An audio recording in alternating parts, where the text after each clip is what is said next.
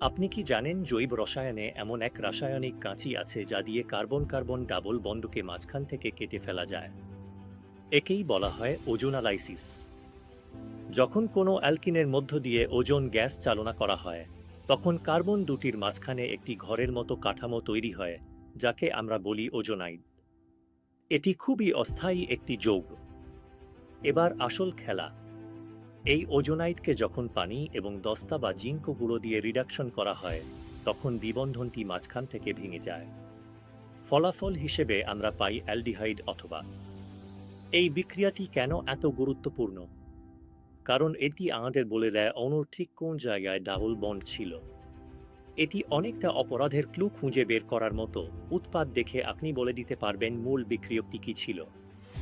প্রোপিনকে ওজোনালাইসিস করলে কি কি তৈরি হয়? উত্তর জানা থাকলে কমেন্টে জানান। আর কেমিস্ট্রির এমন ভিডিওর জন্য ফলো করুন মেসাওয়েনিয়াস।